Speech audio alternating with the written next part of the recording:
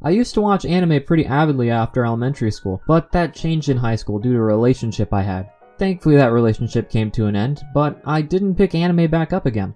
Not for a while anyways, but I did randomly pick it up again one day, around the beginning of 2020 I believe. I'm not sure what was going through my head, but while I was at school I decided to sneak onto a site and watch a show. The first show to pop up on that site was Angel Beats. Now, Angel Beats was a show I was familiar with, and I knew that people liked it, so I decided to give it a watch. And wow, it was absolutely amazing.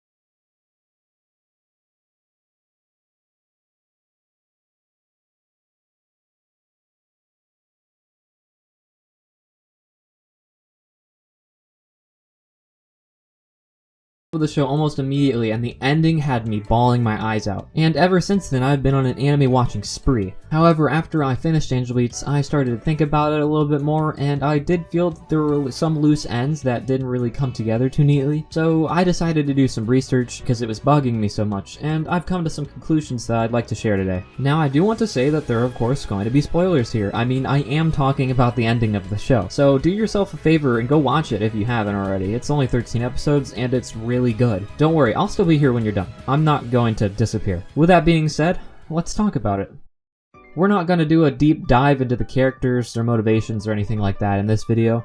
Today, I'll just be talking about the ending of the show with Kanade and Otonashi, and the mystery of the programmer. Now, I'm going to do a quick refresher for those that have already watched the show, since, you know, it's a little old, and I don't expect everyone to remember every little detail. If you happen to just watch the show, you can skip to this timestamp on the screen.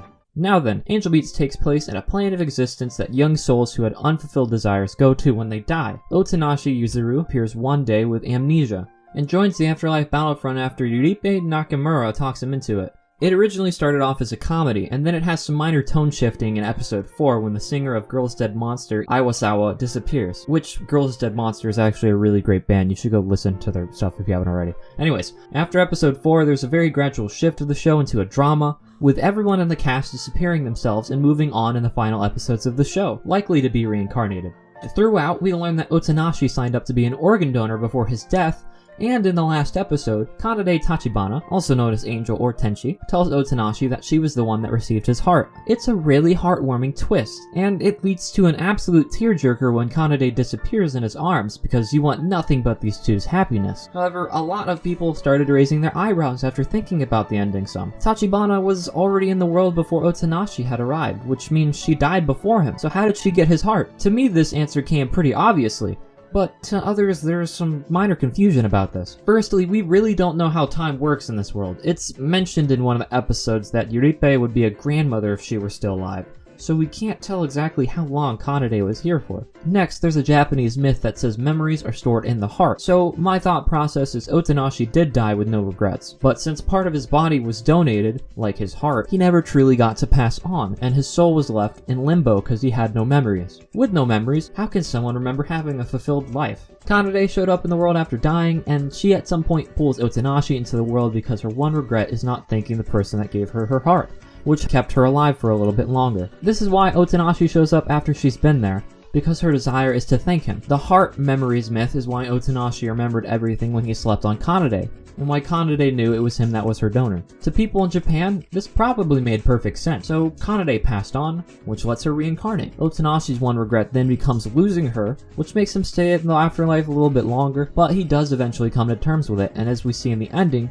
he passes on to reincarnate as well. In the after credit scene, we see them both meet once they're reincarnated. So that's how it ends, and everything's all good, right? Well, before people run to the comments, I better address a really big fan theory. Is Otonashi the programmer? For those that don't remember, the programmer is allegedly the one that made the NPCs, made Angel Player, which is the program Kanade uses to give herself her powers and whatnot, and he also apparently made a giant self-destruct button that would turn everybody alive into NPCs because, you know, screw life, I guess. People speculate that the programmer is Otonashi because the programmer came to this world when he initially wasn't supposed to, and he fell in love here. After his love moved on and reincarnated, he stayed, and from immense loneliness, he created everything. He then turned himself into an NPC, and if anyone stayed in the afterlife for too long, or if love was detected, they would be turned into NPCs. The theory goes on to read that there is some weird time shenanigans where Kanade and Otonashi had met before in the spirit world, and Kanade moved on to reincarnate, but Otonashi couldn't reincarnate since he regretted losing Kanade so much. And then they try to suggest that Otonashi then went on to be the programmer, and that's why he's in an NPC uniform once he arrives. This theory does have some logical connections at first, but is it really that accurate? No,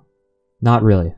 Not really at all, actually. After reading the manga, reading the prequel manga, playing a minor portion of the visual novel, and rewatching the show, I could safely say that there's no way Otonashi is the programmer. While they do have some initial similarities, there are a good amount of reasons why it couldn't actually be him. First off, once he regains his memories, he doesn't know how to read English, and he has no idea how programming works. Making Angel Player requires the knowledge of both programming and the English language, which Otonashi has neither of. Secondly, the NPC AI tells Yuripe that the guy that programmed him in Angel Player is no one she knows. Thirdly, while yes, Otonashi does show up in an NPC uniform initially, according to the prequel manga, everyone shows up like that. Fourthly, and most importantly, Otonashi would have to have reincarnated to give Kanade his heart. If Otonashi doesn't reincarnate, Kanade would never receive his heart, her life never would have been prolonged, and she would never have any regrets involving Otonashi. So with these four reasons, there's really no way Otonashi could be the programmer. I did mention a little earlier that Otonashi did stay in the afterlife for a while after Kanade left, which we can see in another epilogue bonus video. The explanation for this is likely that after Kanade leaves,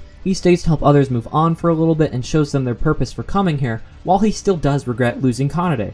But he eventually comes to terms with what happened and leaves himself. I feel he left not too long after finding someone to take his place, which would probably be the blonde boy in another epilogue. How long he stayed, we don't really know, since time doesn't seem to be a thing in the afterlife. And we don't know when Kanade and him got reincarnated either. All that we know for certain is that Kanade and him both move on, because it is shown in the ending credits that they both do disappear, and then they do reincarnate to meet each other in the real world. These I don't think are plot holes though. I believe they are purposely left open-ended. PA Works seems to have taken a viewer's decide stance for Angel Beats, and I'm sure it also has something to do with the small amount of runtime they were given. Angel Beats was originally supposed to be anywhere from 23 to 26 episodes, but they cut it to 13 because they didn't think anyone would enjoy it.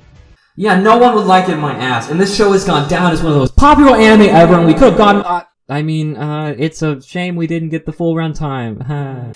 Anyway, as for the programmer, if Otonashi isn't the programmer, then who is it? That's the thing though, we don't have the slightest clue. We may have gotten this answer if we had gotten 23 episodes, but they didn't have time to fully flesh out that idea. I personally believe the programmer ended up being a plot device meant to keep readers and watchers thinking and talking about the show for years to come. Which, it's clearly working because they still are. You clicked on this video for a reason.